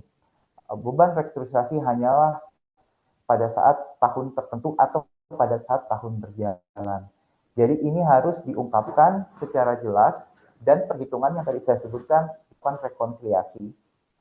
Sehingga pembaca laporan keuangan dapat memahami, dapat menghitung berapa angka UKTM yang menjadikan patokan kinerja manajemen di tahun berjalan. Mungkin ada pertanyaan berikutnya, apakah ukuran kinerja tetapan manajemen untuk X2, ini misalnya X2 ya tahun berjalan misalnya, ini akan sama dengan untuk tahun berikutnya.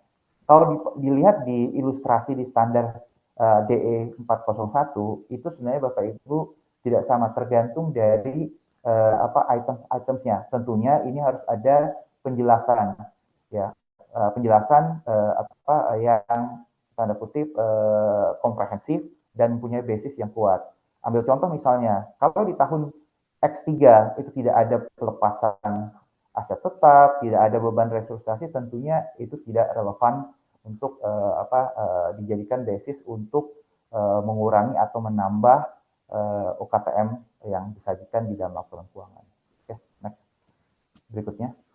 Nah, tadi untuk ininya, jadi untuk UKTM, sekali lagi Bapak Ibu, ini memang lumayan banyak kalau dipaksa di standar akuntansi keuangan, memang harus dibaca secara komprehensif, termasuk item-itemnya. Nah, hal yang paling menarik, saya minta izin Pak, saya 5 menit lagi. Untuk transisinya. Jadi tanggal efektifnya Bapak Ibu ini adalah dimulai DE 401 ini dimulai atau setelah 1 Januari 2027. Ini sama dengan PSAK 118. Sehingga seperti yang tadi Pak Yasir sebutkan di awal, tingkat keterbandingannya menjadi sama antara konvensional maupun syariah. Kemudian ketentuan transisi di dalam berlaku secara retrospektif, Bapak Ibu. Jadi penyajian laporan keuangan nanti Yang pertama adalah disajikan akhir periode pelaporan pada saat awal penerapan PSAK 401 revisi. Artinya apa? Di tahun 2027 itu akhir periode, berarti kalau misalnya periodenya 1 Januari sampai 31 Desember 2027, maka yang A itu adalah 31 Desember 2027. Yang kemudian yang kedua, Bapak Ibu, jangan lupa juga adalah akhir periode terdekat sebelumnya. Artinya 1 tahun. Kalau di 2027 berarti akhir periode terdekatnya adalah 31 Desember 2026. Ya, sekali lagi, dalam laporan keuangan nantinya itu akan ada kolom 31 Desember 2027 dan 31 Desember 2026 sebagai akhir periode terdekat sebelumnya. Nah, kemudian di sini juga saya akan membahas ilustrasinya karena tidak disajikan. Jadi ada beberapa ilustrasi bagaimana kalau misalnya tidak ada aktivitas utamanya kepada pelanggan. Tadi memang di standar akuntansi DE 401 ini Bapak Ibu ada ilustrasi yang bersifat umum, jadi entitas syariah yang umum, ada entitas bersifat khusus dalam arti dijelaskan perbankan. Jadi di situ ada dijabarkan laporan posisi keuangan, kemudian penghasilan komprehensifnya seperti apa, perubahan ekuitas, perubahan dana sosial, ya, kemudian catatan atas laporan keuangan. Dan bisa di ini kemudian juga ada pengungkapan modal, Bapak Ibu. Jadi kalau di kalau nanti tambahan itu yang saya mungkin skip ya antara bank dan syariah nanti di halaman berikutnya. Kemudian untuk yang pengungkapan modal juga disebutkan nanti manajemen permodalan, Bapak Ibu. Jadi bagaimana kalau entitas syariah itu tidak merupakan institusi keuangan yang diregulasi. Kalau kita lihat, kalau bank misalnya industri asuransi, kemudian dana pensiun dan segala macam itu merupakan institusi yang diregulasi. Ketentuan untuk modalnya, ketentuan minimum batas CAR rasio ataupun RBC-nya. Nah, kalau memang itu tidak diregulasi, itu juga harus diungkapkan bagaimana manajemen melakukan pengelolaan modal di perusahaan tersebut. Belum itu, kemudian yang terakhir, kalau misalnya entitas syariah belum memenuhi persyaratan modal, itu juga harus diungkapkan. Jadi ini pengungkapan bersifat mandatori yang ada dalam DE 401. Kemudian di sini, nah ini Bapak Ibu, sebagai konsekuensi logis dari adanya perubahan dari di PSAK 401, maka akan ada atau terdapat amandemen PSAK yang terdampak lainnya. Yang pasti tadi kalau istilahnya itu unsur dana dalam laporan posisi keuangan kan sekarang sudah disederhanakan. Kalau saya sebutkan disederhanakan dari dana, walaupun dalam untuk industri perbankan atau untuk asuransi dananya dipecah sesuai dengan contohnya dana tabaru, dana tanahut atau dana sisa temporer. Ininya di kerangka dasar penyusunan penyajian laporan keuangan S-nya syariah ya Bapak Ibu. Kemudian di mudarabah dan akuntansi mudarabah dan akuntansi musyarakah juga nanti terdampak di rekonsiliasi bagi hasil. Di 408 akuntansi transaksi asuransi syariah masih dalam proses Bapak Ibu. Ini juga ditambahkan ilustrasi keuangan dan pengungkapan saldo dana tabaru dan dana tanahut nantinya. Jadi itu ada penambahan untuk ilustrasi laporan keuangan dan pengungkapan saldo di catatan atas laporan keuangan.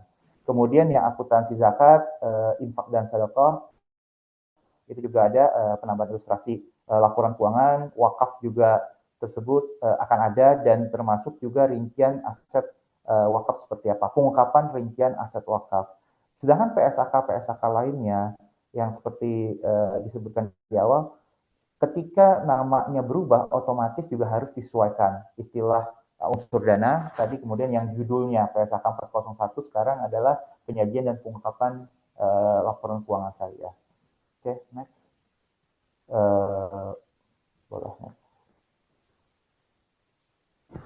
Oke, nah sekarang terakhir untuk yang draft exposure 403. Saya jabarkan dulu kalau PSAK untuk EP, entitas privat dan MKM itu kan menyebutkan bahwa komponen laporan keuangan ya, yang Bapak Ibu yang sekarang adalah laporan posisi keuangan, laporan penghasilan komprehensif, perubahan ekuitas, arus kas, dan catatan laporan keuangan. Nah, sekarang bagaimana ketika PSAK entitas syariah, ya next aja, ya next. Di sini apa istilahnya menyusun laporan keuangan, apa yang harus ditambahkan? Sedangkan kalau dilihat di KDPP LKS-nya udah berubah, kemudian di PSAK 01-nya pun DE-nya juga berubah. Bagaimana jika entitas syariah yang menerapkan EP dan MKM itu dalam rangka comply. Sedangkan kalau kita balik lagi, unsur syariahnya adalah yang berbeda dengan konvensional, adanya fungsi sosial. Kalau kita lihat kan ada dua fungsi Bapak Ibu dalam laporan PSAK syariah itu. Pertama adalah fungsi komersial, yang kedua adalah fungsi sosialnya. Bagaimana itu membedakan dengan laporan keuangan konvensional, adanya dana sosial sebagai pertanggungjawaban fungsi sosial yang dijalankan oleh entitas syariah.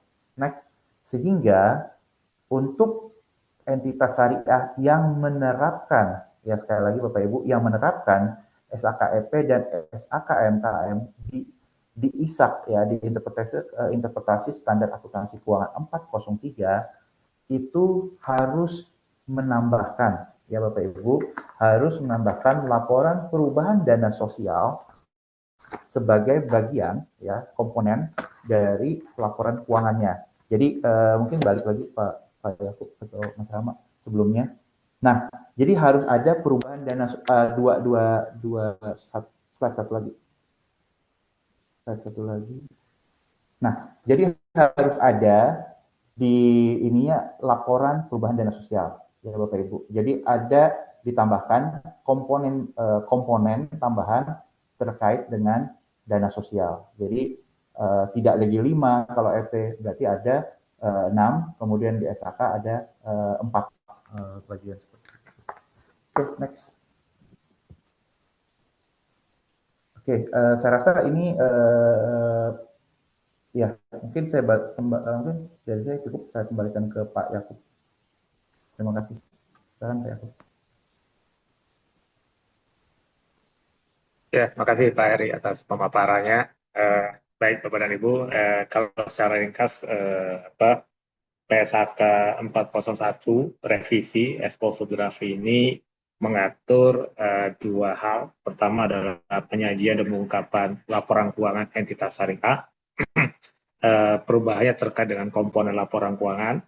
Kemudian juga cara penyajian di laporan laba rugi dan berbicara terkait dengan disclosure untuk KTN, ukuran kinerja tetapan manajemen. PSAK 401 juga mengatur mengenai penentuan kebijakan akuntansi untuk transaksi syariah, yaitu PSAK 401 secara ringkas. Kemudian ISA 403 itu mengatur mengenai komponen laporan keuangan dana sosial bagi entitas yang menggunakan SAKEP dan SAKMKM. Karena PSAK syariah dan ISA syariah itu ada dalam pilar SAK Indonesia. Baik Bapak dan Ibu, kita masuk ke sesi tanggapan. Silakan Bapak dan Ibu bisa menyampaikan tanggapan secara langsung, bisa raise hand, atau bisa juga menyampaikan tanggapan atau pertanyaan melalui chat yang tersedia di Zoom ini. Silakan Bapak dan Ibu yang akan menyampaikan tanggapan secara langsung, bisa raise hand.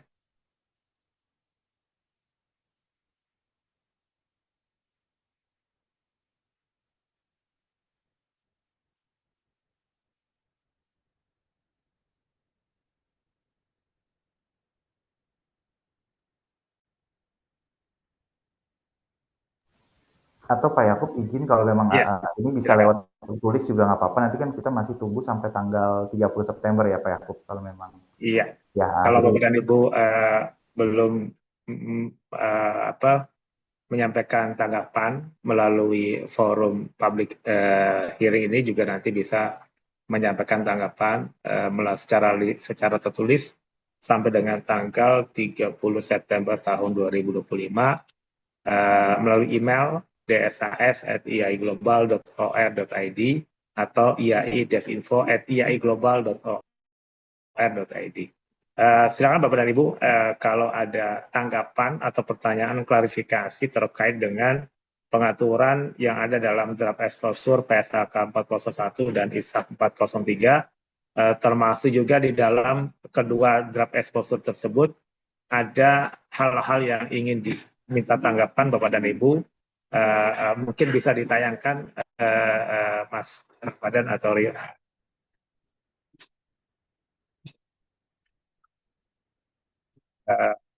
Tanggapan-tanggapan.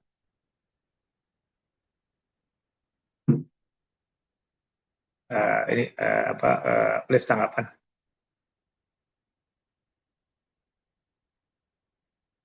Oke, mungkin yang pertama tadi Pak Eko dan Pak Heri juga sudah menyampaikan mengenai komponen laporan keuangan untuk kegiatan sosial yang sebelumnya ada laporan dana zakat dan laporan dana kebajikan, kemudian diubah menjadi laporan perubahan dana sosial. Satu laporan, tapi isinya sama, menggabungkan informasi yang sebelumnya dulu ada dalam laporan dana zakat dan laporan dana kebajikan menjadi satu dalam laporan dana sosial. Itu isu yang pertama. Apakah Bapak dan Ibu setuju dengan perubahan tersebut?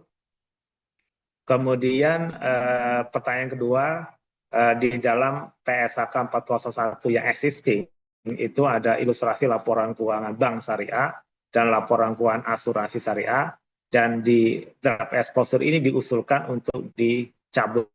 Tidak ada lagi ilustrasi laporan keuangan bagi bank syariah dan asuransi syariah. Itu yang pertanyaan kedua. Kemudian yang ketiga, untuk laporan keuangan entitas amil itu yang dalam PSAK existing, itu ada dalam PSAK 401.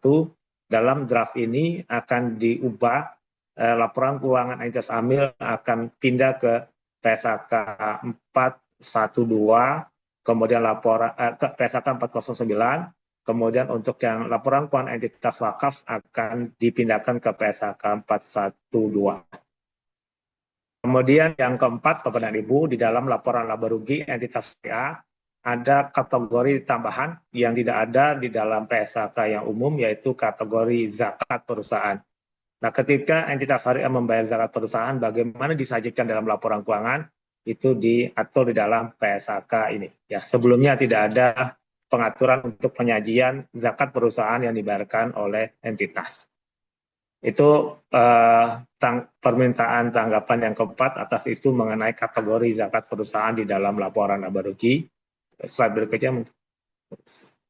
Kemudian tadi Pak Eko sampaikan bahwa di dalam laporan posisi keuangan sebelumnya menggunakan istilah laporan dana sirka temporer atau dana sirka temporer berubah menjadi unsur dana, ya.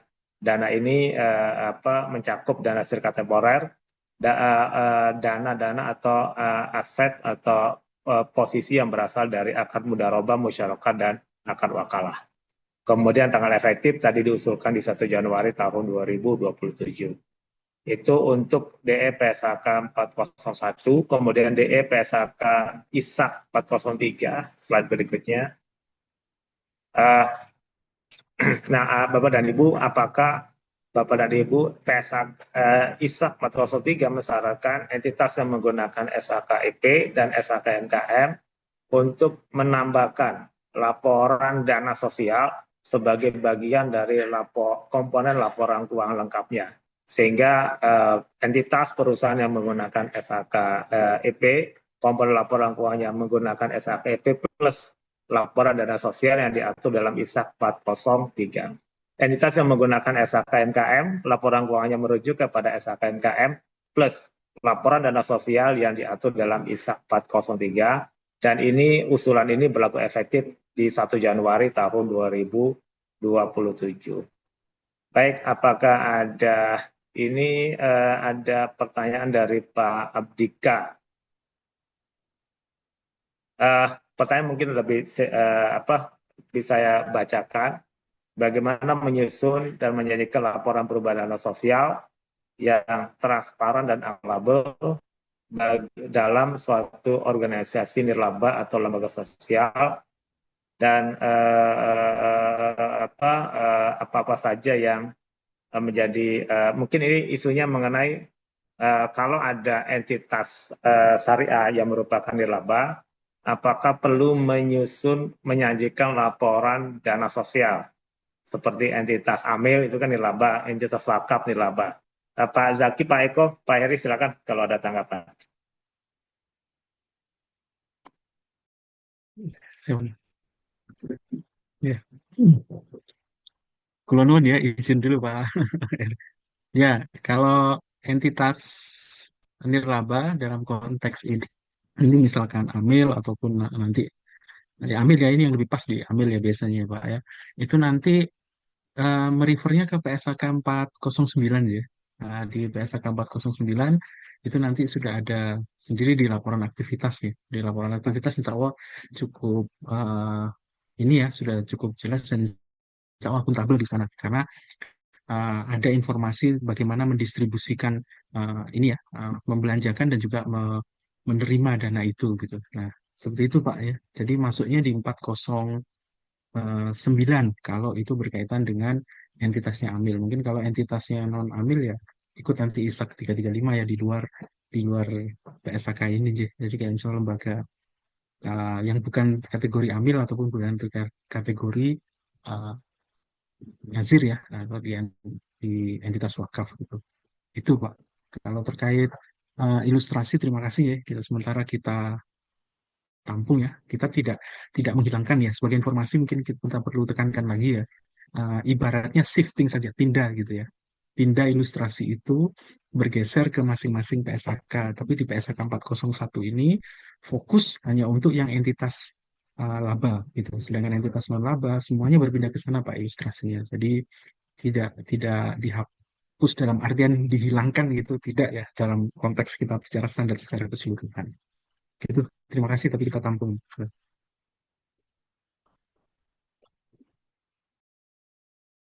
Oke, Pak Eko ada tanggapan Pak Eko atau Pak Heri? Cukup dari saya sih untuk yang apa? Oh, tadi untuk my point apa yang Pak Zaki sampaikan. Jadi sekali lagi Bapak Ibu, kalau untuk yang ilustrasi itu yang tadi saya mungkin jabarkan juga yang kalau untuk asuransi itu akan ada di asuransi. Jadi yang tadi shiftingnya berubah di PSAK yang tanda kutip adalah yang terkait ya jadi Bapak Ibu. Jadi kalau tidak ada di 401 bukan berarti nggak ada, tapi ada di PSAK yang lain. Kemudian tadi yang kalau untuk pertanyaan bagaimana yang akuntabel, saya rasa diungkapkan aja sumber dananya dapat dari mana, pengelolaannya pihak-pihak seperti apa, dan tujuan dari penggunaan dana tersebut seperti apa, termasuk juga rincian dari penyaluran misalnya, supaya lebih pembaca atau yang memberikan mandatnya itu paham dan mengetahui bagaimana dananya dikelola dan disalurkan. Mungkin seperti itu tambahannya Pak Yakub. Ya, dari saya sedikit aja Pak Yakub. Jadi kalau terkait entitas berorientasi laba itu untuk karena dia les spesialis ya. Jadi untuk perlakuan akuntansinya itu tentu yang pertama rujuk adalah PSAK syariahnya yang spesifik ya. Jadi tadi Pak Zaki sampaikan kalau untuk amil ya berarti merujuk ke PSAK 409, kalau untuk pengelola wakaf ya berarti merujuk ke PSAK 412. Hanya saja untuk hal-hal yang tidak diatur secara spesifik di PSAK tentang zakat atau tentang wakaf, nah barulah itu merujuk ke PSAK 401 ini. Itu aja Pak Yakub, terima kasih. Ya, mungkin sedikit merespon tadi dari Pak Abdi Kajaya bahwa laporan perubahan dana sosial itu adalah manifestasi dari konsep dasar di dalam kerangka dasar syariah, di mana entitas syariah itu punya dua fungsi, fungsi komersial dan fungsi sosial. Fungsi komersial seperti bank syariah, asuransi syariah, multifinance syariah, dan yang lainnya. Yang komersil, PSAK syariah mensyaratkan harus membuat laporan dana sosial. Itu untuk manifestasi dari fungsi sosial entitas syariah yang komersil. Kalau entitas syariah itu adalah entitas sosial, nirlaba gitu kan, berarti kan dia nggak punya fungsi komersilnya gitu ya. Sehingga laporan keuangan bagi entitas amil, entitas wakaf, itu konsepnya sama dengan format laporan keuangan yang diatur dalam ISAP 335. Ya, karena itu semuanya adalah aktivitas sosial. Sehingga semua kegiatan yang dilakukan oleh entitas nilaba syariah itu adalah sifatnya sosial, bukan komersial. Sehingga nggak perlu bikin laporan dana sosial karena semuanya adalah aktivitas yang nilaba. Itu kira-kira konsepnya, Pak Abdi Kerja. Silakan Bapak dan Ibu, kita masih ada waktu kurang lebih 5 menit. Kalau ada Bapak dan Ibu memberikan tanggapan atau pertanyaan, silakan.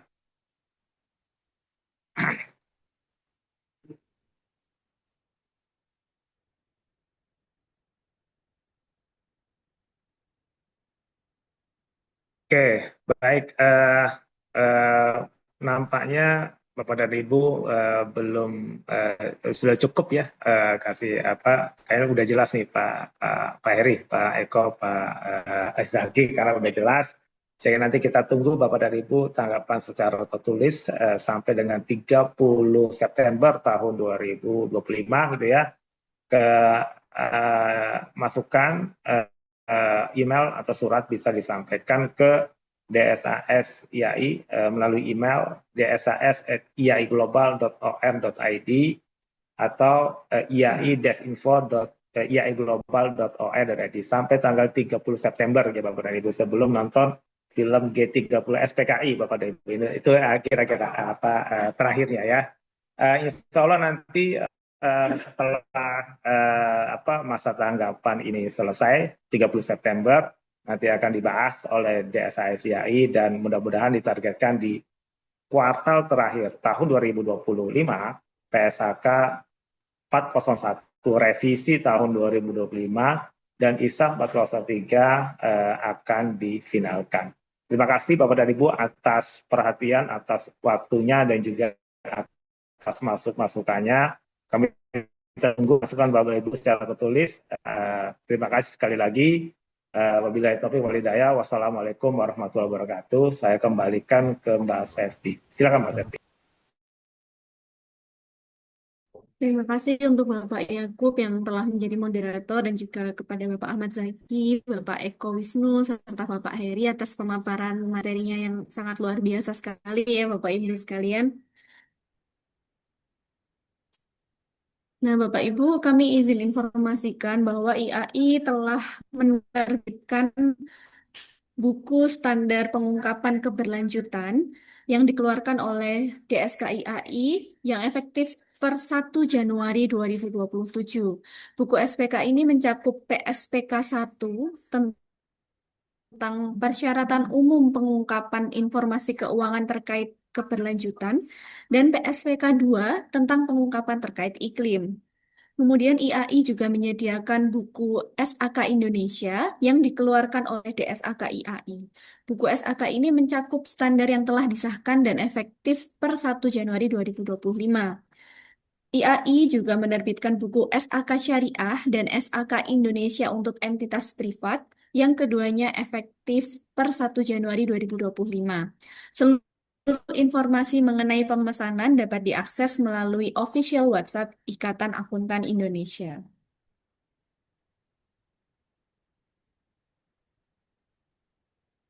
Selain itu, dalam mendukung peningkatan kompetensi akuntan syariah profesional, IAI juga melaksanakan seminar, workshop, dan pelatihan dengan berbagai topik pembahasan. Di antaranya, ada program penyetaraan kompetensi USAS bagi pemegang RNA yang diselenggarakan secara daring pada 7-9 Oktober 2025.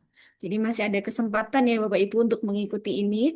Kemudian peserta akan memperoleh 24 SKP dan jika mengikuti serta lulus ujian komprehensif, peserta akan memperoleh gelar SAS. Kemudian IAI juga menyediakan pelatihan online lainnya, yaitu Certificate in Data Analytics, Certificate Sustainability for Finance, dan Climate Finance Certification. Untuk informasi lebih lanjut, Bapak Ibu dapat mengakses aplikasi IAI Launch atau menghubungi official WhatsApp IAI. Demikian Bapak Ibu, akhir acara dengar pendapat publik draft exposure SAK 401 dan draft exposure ISAK 403. Atas nama IAI, kami mengucapkan terima kasih atas kehadiran Bapak Ibu semua. Kami juga menunggu tanggapan Bapak Ibu atas draft exposure tersebut. Kami pamit undur diri, saya Septinur Sulistiawati, sampai bertemu di acara berikutnya. Bubur sumsum gula batu, wassalamualaikum warahmatullahi wabarakatuh. Waalaikumsalam Waalaikumsalam warahmatullahi wabarakatuh. Waalaikumsalam Semuanya Bapak warahmatullahi Ibu Terima semuanya. kasih, Bapak Terima kasih. Mari Iya, Bapak Ibu. Liv, Pak Yakub, Pak Yasin, Semuanya Bapak Ibu. Iya, Bapak Ibu. Pak Zaki, Pak Heri. Oh, Pak. Pak Heri. Izin live Pak Ahmad Zaki, Yes. Pak Ikatan Heri. Akuntan Indonesia berdiri pada 23 Desember 1957.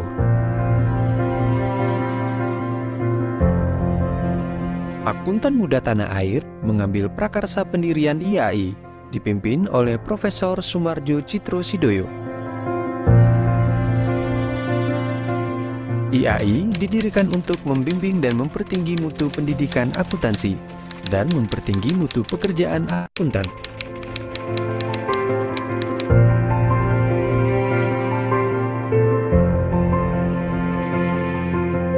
Sejak itu, IAI berkembang menjadi organisasi profesi akuntan yang turut mewarnai sejarah perekonomian Indonesia.